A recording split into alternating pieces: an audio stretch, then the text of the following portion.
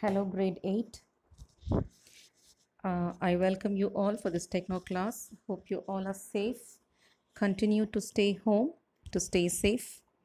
So, you are in the next grade now, right? That's good. Fine. So, few general instruction before we start our lesson. Since you haven't got your book still, so I think you would have either downloaded or taken print of the lesson. So do use either way effectively, okay? And always keep a pen or pencil to write down the meaning as I say it then and there. So if you have any old books of your friends or your seniors, you can very well use that also, okay? So today we are going to take the first lesson in your honeydew. So it's going to be the first lesson in your honeydew, the best Christmas present in the world. The best Christmas present in the world. Okay. So before we start, the story is about the soldiers in the enemy camps who really wanted peace and harmony between them, and they wish to live with their families. Okay, hope you got it.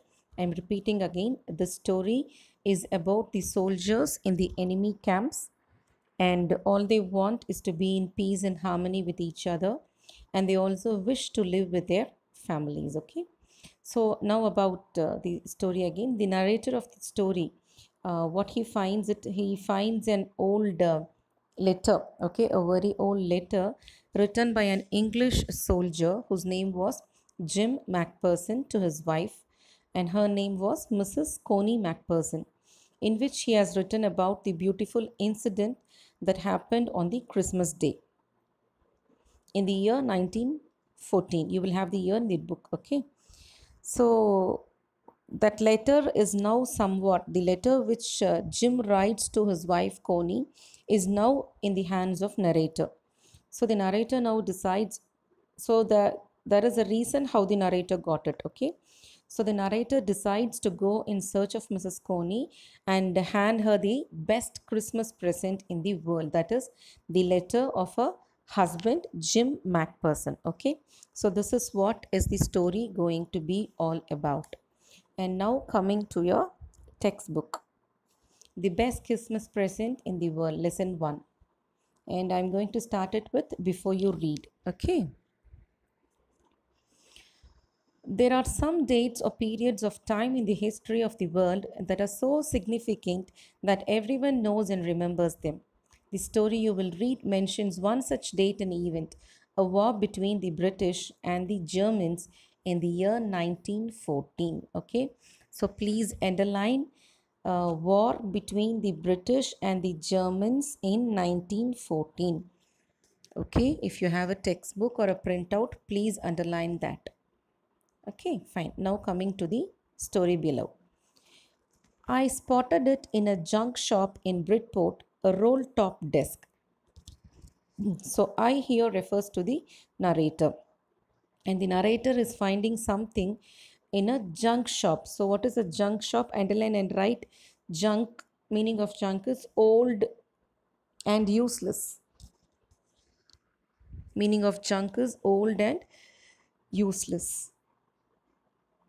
He finds a shop in Bridport, a roll top desk. So Bridport, actually it is a town in England. Okay, it is a town in Dorset, which is in England. TOWN, town in DORSET, town in Dorset, comma, England, ENGLAND. So he finds in a useless old shop in the market of Bridport. So what he finds there is a roll top desk. A roll top desk means a writing desk with a very small storage space. A writing desk with very small storage space. Okay. The man the man said it was early 19th century and oak. So the man in the shop is telling that that roll top desk, it was almost what is it? It is off. It is made by the beginning of 19th century and says that it is made up of oak. The wood that is used there is oak. I had wanted one, but they were far too expensive. This one was in a bad condition, the roll top in several pieces.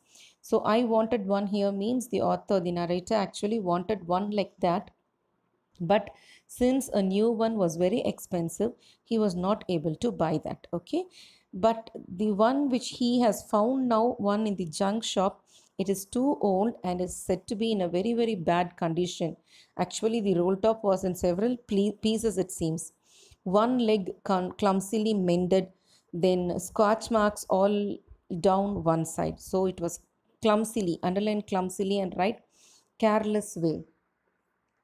Careless way. So the one of its leg was broken, but then here and there somehow they were able to make that roll top desk stand. Okay, and the scotch marks are the burn marks due to fire. Okay, so it was in such a bad condition. It was going for very little money. I thought I could restore it. So even though it was not in good condition, even though it was very, very bad, clumsily mended with all burn marks in that, still the narrator decides to buy that. So why he wants to buy? Because he already liked having one, and so what he wanted to do is, though as I told, no, it was so expensive to spend on a new one, so he wants to take it. So he's thinking that he could restore it. Underline restore and write repair. So meaning of restore is repair. Okay, and children, those who don't have your textbooks, if you're going to use your e-textbook, what you have to do is take a paper, take a note, rather take a note which you have in your house. You can even use your old note, pin off the old pages and use the fresh pages, the remaining pages there in the note. And you have to write the meaning for each and everything I say, provided if you're using the ebook. If you have any old textbook, you can write it, or else write the word junk and write old and useless. Bridport, town market in Dorset, roll top, a writing desk. Like that, I need everything. Okay, don't forget, you keep writing it. So now coming to the lesson, so line 7. So now he feels like he would get that and restore it, which means he would repair it. I paid the man and bought it back and brought it back to my workroom at the back of my garage. So he is now taking it from that junk shop owner, dealer, and he brings it to his house and keeps it behind his house in a garage. I began work on it on Christmas Eve. So the time he started to work on it was the evening, not Christmas Eve, which means the evening before Christmas. Is it clear? So Christmas Eve means the evening before Christmas. Okay, children, I'm stopping with this. I'll continue this in the next video.